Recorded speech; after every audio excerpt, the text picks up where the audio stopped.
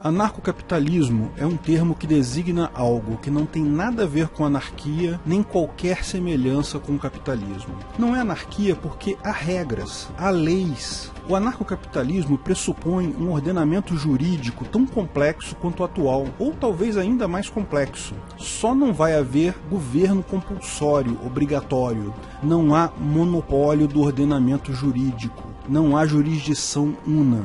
Você é livre para escolher o ordenamento jurídico que queira se submeter. Seria algo como se houvessem vários governos no Brasil e você escolher o mais eficiente para pagar os seus impostos e obedecer àquela lei. Há uma base ética mínima proposta, derivada do direito de propriedade e liberdade, que é o PNA, mas as leis são acrescentadas além dessa base ética. A menos que você entenda a anarquia justamente como a ausência de um governo coercitivo, obrigatório, como ninguém poder iniciar violência para obrigar os outros a fazer algo, porque, nesse caso, anarcocapitalismo é anarquia sim. Mas não é capitalismo, no sentido mais usual da palavra, a acumulação de capital por estruturas de poder. Sem um governo monopolista, empresas amigas do governo somem também. O capitalismo de compadrio não é possível se um governo precisa ser eficiente para competir com outros governos no mercado. Sem regulamentação obrigatória e sem barreiras de entrada, todos os truques sujos de grandes empresas para manter monopólios e oligopólios caem por terra. Bom, a menos que você entenda capitalismo como livre mercado e propriedade privada. Nesse caso, é capitalismo sim, porque livre mercado e propriedade privada são a base do anarcocapitalismo.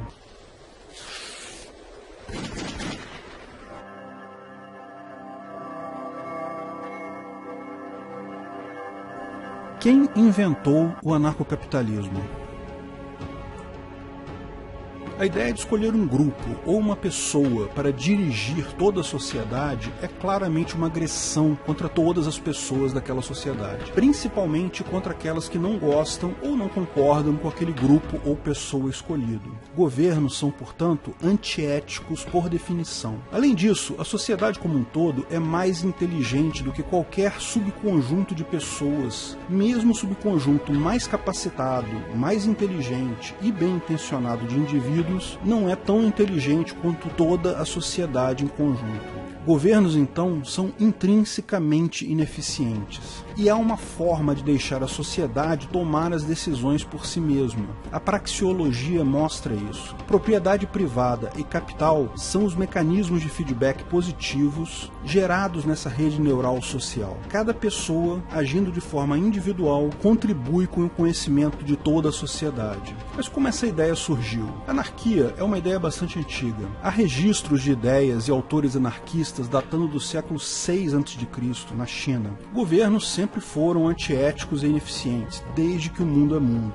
Mas a anarquia ganhou força no século XIX na França, com Pierre-José Proudhon. O anarquismo moderno é contra o governo e também contra qualquer mecanismo hierárquico, no que, muitos entendem, inclui ser contra a propriedade privada. Porém, pode-se facilmente refutar os argumentos de Proudhon, de que a propriedade é roubo, porque nos torna desiguais. Ao observarmos que todas as pessoas possuem ao menos uma propriedade, a propriedade do próprio corpo, a autopropriedade. Deve-se considerar ainda que todas as demais propriedades de uma pessoa, além do próprio corpo, advêm da adição de trabalho do proprietário sobre recursos naturais. Mesmo a propriedade de terra é definida como uso, delimitação e defesa. Portanto, sem o proprietário misturar a ação dele na propriedade, ela não existe. De fato, o anarquismo tradicional nunca conseguiu se firmar como uma ideologia. Mesmo as pequenas comunas e aldeias anarquistas que existem no mundo possuem, de fato, uma forma de governo. Não é um Estado no sentido estrito da palavra, mas é uma forma de governo que, eventualmente, um cidadão é obrigado a fazer algo contra sua vontade, por pura pressão coercitiva do grupo.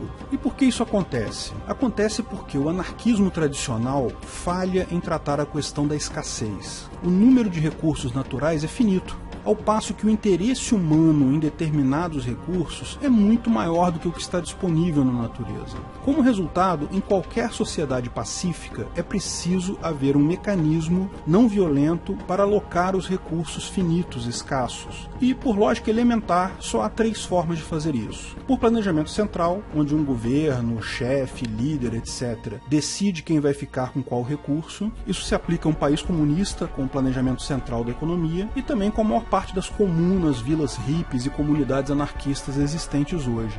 Sim, e dizer que uma assembleia de pessoas que decide não muda o fato de ser um governo. É uma entidade que decide no final, a assembleia. A outra forma de resolver a questão da escassez é pela propriedade privada, em que a primeira pessoa que passou a usar um recurso, misturando seu trabalho a ele, delimitando-o e defendendo, se torna seu legítimo proprietário, em desfavor de todas as demais pessoas do mundo.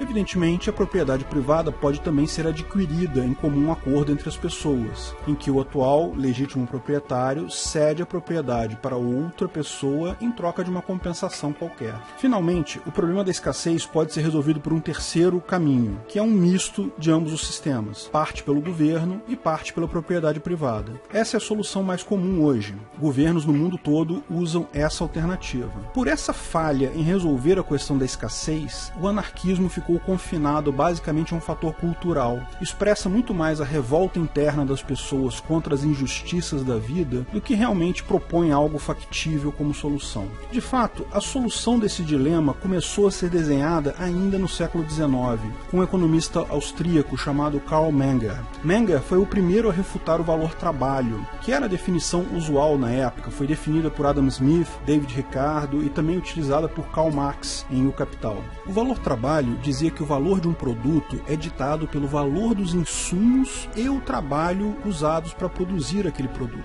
Segundo Menger, o valor de um produto é definido exclusivamente pela utilidade marginal subjetiva que ele tem para quem o compra. Não interessa quanto trabalho foi empregado para produzir tal produto. Hoje em dia, não há qualquer questionamento sobre esse tema. É óbvio que o valor do produto é definido pelo valor subjetivo dado pelo comprador. E o valor trabalho é considerado simplesmente um erro. O fato do valor trabalho ter caído por terra destrói todas as demais teorias do Marx. A mais-valia é totalmente baseada no valor trabalho. De fato, todas as ideias de O Capital viraram uma grande pilha de papel sem utilidade. Pensando melhor, uma grande pilha de papel que pode ser usada por venezuelanos, cubanos e outras vítimas dos erros das ideias de Marx, num lugar de papel higiênico.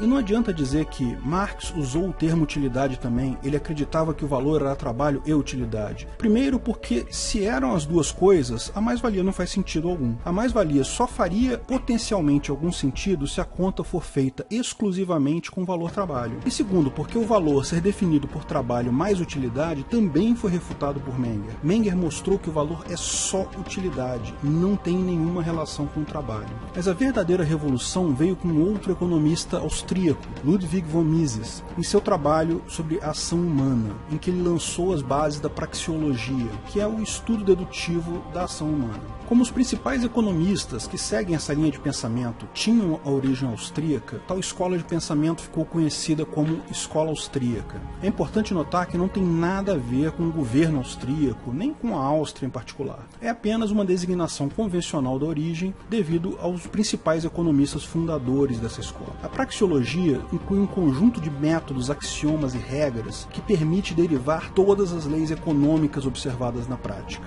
De fato, a praxeologia foi capaz de fazer previsões certeiras das consequências maléficas da intervenção estatal na economia. Além disso, no seu livro sobre cálculo econômico, Mises demonstrou a impossibilidade completa do regime socialista, pela simples incapacidade de se calcular o valor dos produtos. Mises é o grande expoente da escola austríaca. Todas as grandes ideias que levaram ao anarcocapitalismo foram traçadas por ele. Porém, Mises não era anarcocapitalista, pelo simples fato de que tal termo não havia sido inventado ainda. Ele defendia arduamente as liberdades sociais e econômicas e previu corretamente que o governo é incapaz de diminuir a desigualdade social ou de melhorar as condições de vida dos pobres. Friedrich Hayek, outro economista austríaco, foi o primeiro prêmio Nobel da escola austríaca, quando ele mostrou que o conhecimento está disperso na sociedade e um grupo de pessoas é incapaz de deter o conhecimento necessário para planejar a economia e a sociedade como um todo. Mas foi Murray Rothbard, um economista americano de nascimento, sujeito com ascendência russa, mas discípulo da escola austríaca de economia, que finalmente ligou os pontos e criou o anarcocapitalismo. Hofbauer foi aluno de Mises. Posteriormente lançou o livro Man, Economy and State, em que divide as intervenções do Estado em 3 tipos e mostra que todas elas são, ao final, prejudiciais. Essa obra é considerada um complemento fundamental ao trabalho de Mises. O termo anarcocapitalismo não aparece em nenhuma das obras de Hofbauer, que preferia o termo libertarianismo, mas ele usava esse termo como definição sinônima de anarcocapitalismo. Mas o próprio Hofbauer, em entrevistas e palestras, usava o termo anarcocapitalismo livremente, principalmente após 1950. Pode-se dizer então que essa é a história do anarcocapitalismo. Ele nasceu em 1950 e o pai dele foi Hofbauer. Mas é uma ideia transformadora que culmina toda a metodologia da escola austríaca de economia e apresenta claras soluções em todas as áreas da sociedade. Há dezenas de nomes importantes do passado que contribuíram também para o anarcocapitalismo. Frédéric Bastiat, Henri Thoreau, Eugene von Bavarick. Não vou mencionar todos para manter o vídeo curto. Outros economistas de renome, como Hans Hermann Hoppe e Walter Block, continuam a desenvolver a teoria anarcocapitalista. Ainda há muito pela frente, mas não há dúvidas quanto ao caminho a trilhar. A sociedade sem o Estado coercitivo, sem a obrigatoriedade, sem a força, será a nossa organização social do futuro. Daqui a 30 anos, quando todos estivermos vivendo no Ancapistão, essa será a história que ensinaremos a nossos netos sobre como superamos a idade das trevas da política estatal e chegamos à renascença social, ao Ancapistão global. Se você gostou do vídeo, não esqueça de curtir e compartilhar. Agradecemos o apoio de todos os nossos patrocinadores, que aparecem no texto, em especial a nossos patrocinadores VIPs, Olímpio Ferreira, Breno Meneghetti, Ariel Parcianello, Paulo Martins, Felipe Murta, Guilherme Ribeiro, Joaquim Dornelles, Vicente Gino, Daniel Umizedo, Bruno Brinatti, Rodrigo Galberto. Clique no logo do canal para assinar e ser avisado de novos vídeos. Se quer saber mais sobre o assunto, veja um desses vídeos que selecionamos. Um agradecimento especial para a comunidade Ancapsu, que me ajuda a fazer esses vídeos, e para os administradores do canal do YouTube e da página do Facebook, Pedro Baldi e David Coutinho. Se quiser contribuir com o canal, ajudar na divulgação do anarcocapitalismo, veja na descrição de que formas você pode fazer isso.